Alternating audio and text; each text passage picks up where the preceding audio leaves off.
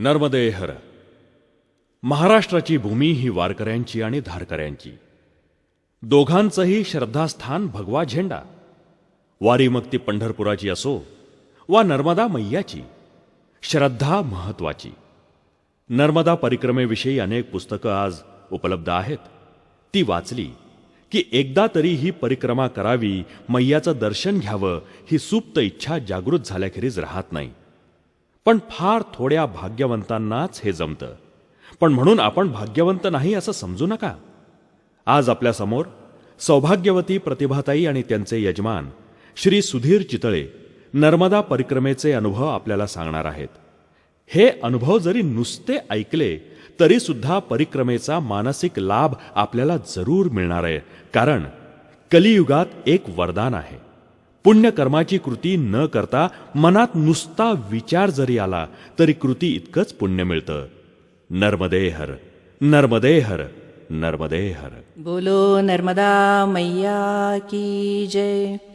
सबिंदु सिंधु सुस्खलत्तरंगभंगरंजितं द्विषस्तु पापजात जातकारि वारि संयुतं कृतान्तदूतकालभूतभीतिहारि वर्मदे त्वदीयपादपङ्कजं नमामि देवि नर्मदे.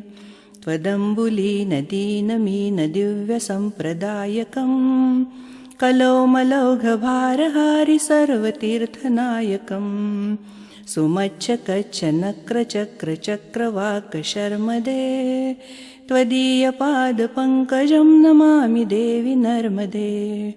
महागम्भीरनीरपूरपापधूतभूतलं ध्वनत्समस्तपातकारिदारितापदाचलं जगल्लये महाभये मृकुण्डसूनहर्मदे त्वदीयपादपङ्कजं नमामि देवि नर्मदे. गतं त्वदैव मे भयं त्वदम्बुवीक्षितं यदा मृकुण्डसूनशौनकासुरारिसेवि सर्वदा पुनर्भवाब्धिजन्मजं भवाब्धिदुःखवर्मदे त्वदीयपादपङ्कजं नमामि देवि नर्मदे. अलक्ष्यलक्ष्यकिन्नरामरासुरादिपूजितं सुलक्षनीरतीरधीरपक्षिलक्ष्यकूजितं वसिष्ठशिष्टपिप्पलादकर्दमादिशर्मदे त्वदीयपादपङ्कजं नमामि देवि नर्मदे. सनत्कुमारनाचिकेतकश्यपात्रिषट्पदे घृतं स्वकीयमानसेषु नारदादिषट्पदे रवीन्दुरन्ति देवदेवराजकर्मशर्मदे त्वदीयपादपङ्कजं नमामि देवि नर्मदे. अलक्ष्यलक्ष्यलक्ष्यपापलक्ष्यसारसायुधं ततस्तु जीवजन्तुतन्तुभुक्तिमुक्तिदायकं विरञ्चि विष्णुशङ्करस्वकीयधाम वर्मदे त्वदीयपादपङ्कजं नमामि देवि नर्मदे. अहोमृतं स्वनं श्रुतं महेशकेशजातटे किरातसूतवाडवेषु पण्डिते शठे नटे दुरन्तपापतापहारि सर्वजन्तुशर्मदे त्वदीयपादपङ्कजं नमामि देवि नर्मदे. इदं तु नर्मदाष्टकं त्रिकालमेव ये सदा पठन्ति ते निरन्तरं न यान्ति दुर्गतिं कदा. सुलभ्यदेहदुर्लभं महेशधाम गौरवं पुनर्भवानरा न वै विलोकयन्ति रौरवं त्वदीयपादपङ्कजं नमामि देवि नर्मदे.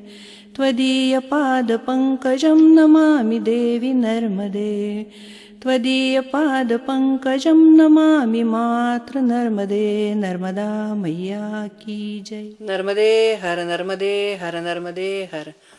मी सौ प्रतिभा सुधीर चितळे आणि माझे मिस्टर सुधीर राजाराम चितळे, आम्हा दोघांना 2 वर्षापूर्वी नर्मदा परिक्रमा करण्याचा एक अतिशय सुंदर योग आला.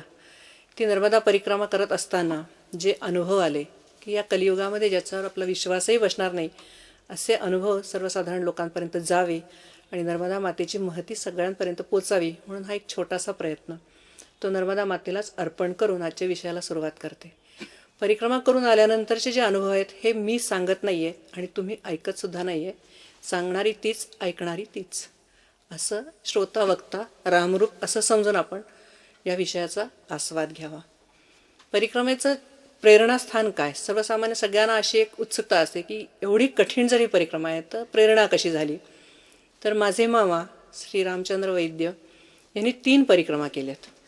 तर त्यांनी जेव्हा पहिली परिक्रमा केली 85 साली, तेव्हा 3 वर्ष 3 महिने 13 दिवसाची परिक्रमा करून ते जेव्हा आले, तर माझं आणि माझ्या मामाचं खूप चांगलं गुळपीठ असल्यामुळे मी त्यांना 1 महिनाभर माझ्याकडे विश्रांतीला बोलवलं आणि त्यांनी जे काय अनुभव सांगितले त्याच्यातून मला खूप जास्त वाटायला लागलं की ही परिक्रमा कठीण जरी असली तरी आपल्याला करायला हवी. पुढे मामाने दुसरी परिक्रमा केली. दुसऱ्याही परिक्रमेचे अनुभव मी ऐकले. कुठेही अशी उत्सुकता कमी झाली नाही की इतके कठीण आहे तर जरा थांबवून घेऊ.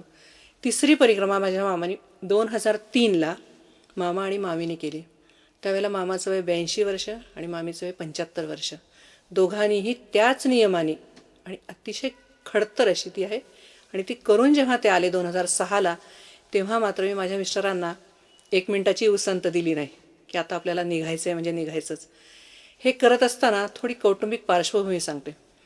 मला 3 मुलं आहेत. 3घंही व्यवस्थित शिकलेले आहेत, नोकऱ्या वगैरे करतात आहे. पण अजून मोठ्या मुलाचं लग्न झालेलं नव्हतं आणि माझ्या सासूबाई आहेत त्या 80 वर्षाच्या आहेत. माझे मिस्टर एकुलते एक आहेत. 2 बहिणी आहेत पण त्यांचा आजीना सांभाळण्यासाठी काय उपयोग नाही आहे. तर जेव्हा मी मिस्टरांना म्हटलं की परिक्रमेला जाऊया, तेव्हा ते म्हणाले की मामानी कशी केली रिटायर झाल्यानंतर, मी रिटायर झालं की करूया. मिस्टर मेकॅनिकल इंजिनियर, त्यांच्या क्षेत्रात कधी रिटायरमेंट हा प्रकारच नाही. तरी हळूहळू असं ढकलत आता मुलांच्या जबाबदाऱ्या आहेत. मग असं करत करत 2006ला माझ्या मोठ्या मुलाचं लग्न झालं. सुनबाई घरामध्ये आली. मिस्टरांना सांगितलं आता आपण निघूया. म्हणजे नाही तिला अजून सणवार वगैरे जरा कळू दे. 1 वर्षभर वेळ काढला. मग सुनबाईला सांगितलं की आता निघतो. ती अतिशय चांगली मिळालेली आहे, म्हणजे घर संसार सांभाळणारी आहे. त्याच्यामुळे तिला सांगितल्यानंतर तिला फार वाईट वाटलं. 1च वर्ष झालं मी घरामध्ये आले आणि तुम्ही एवढ्या खडतर प्रवासाला का निघालात, असं मी काय केलं. म्हटलं तू छान सांभाळतेस म्हणून मला संधी मिळाली. मग थोडं भावनिक ब्लॅकमेलिंग वगैरे केलं की अगं 32 वर्ष मी संसार केला, मला 2 वर्षाची सुद्धा सुट्टी नाही, तुला पण मी देईन, तेव्हा मला आता जाऊ दे. मिस्टरांच्या जरा जीवावर आलं होतं आणि मेकॅनिकल इंजिनियर असल्यामुळे सांगायला हरकत नाही की हे देव धर्म भावना ह्या बऱ्यापैकी संपलेले आहेत आणि फक्त मशीन 24 तास मशीन आणि मशीन. तर त्यांचं म्हणणं असं की एवढे कष्ट काढायचे कशाला. कलियुगामध्ये खूप साधन आहेत. ते सत्ययुगात वगैरे लोक करत असतील ते माहिती नाही, पण कलियुगात खूप साधन आहे. आपण कारने 1 महिन्यामध्ये जाऊन येऊया आणि तेच आता योग्य आहे. म्हटलं नाही, करायची आहे ती तपश्चर्या म्हणून करायची. आता आपलं वय बघता 50च्या वर आपण आहोत, तेव्हा आपल्याला तपश्चर्या म्हणून करायचं आहे. हो नाही करता करता नाहीपर्यंत गाडी आली की नको आता ह्या वर्षी नको.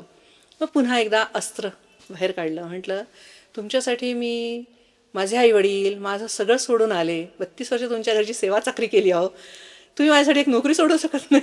त्यांची पण नोकरी छान, एका कंपनीत ते जनरल मॅनेजर वगैरे होते. मग जेव्हा त्यांनी बघितलं फार हट्ट चाललं आहे आता आणि आता काही उपाय नाही, तेव्हा त्यांनी पण राजीनामा दिला नोकरीचा आणि माझ्यावर परिक्रमेला निघाले.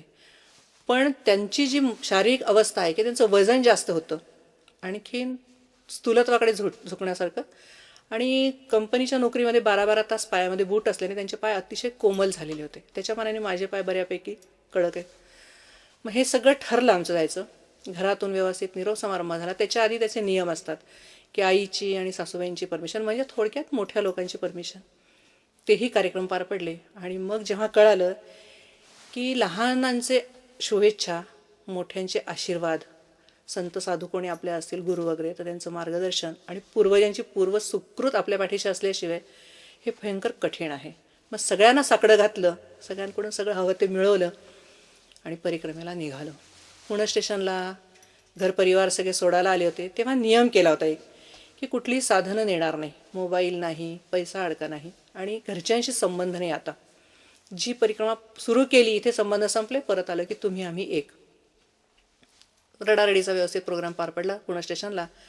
आणखीन 21 नोव्हेंबरला 2007ला मी आणि माझे मिस्टर गाडीत बसलो. पहाटे 4ला, दुपारला खंडवा वगैरे असं करत इंदोरला आमचे भक्तराज महाराजांचा एक आश्रम आहे. तिथे रामानंद महाराज म्हणून आहेत.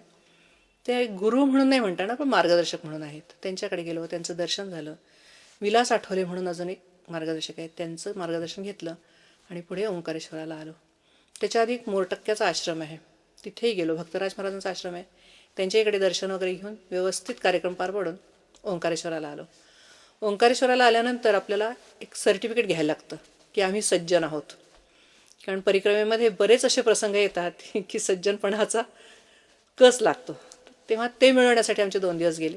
2 दिवसांनी मार्कंडेय आश्रमातून आम्हाला ते सर्टिफिकेट देण्यात आलं की हे खरोखर नवरा बायको आहेत आणि सज्जन आहेत आणि खरंच परिक्रमा करण्यासाठी निघतात आहे. ते मार्गदर्शन घेतलं, सर्टिफिकेट घेतलं. मग आता तिथे जे गुरुजी असतात त्यांच्याकडून आपल्याला पूजाविधी घ्यायचा. ते करायच्या आधी अजून आम्ही 1 दिवस थांबलो आणि खरंच परिक्रमा करण्याचे नियम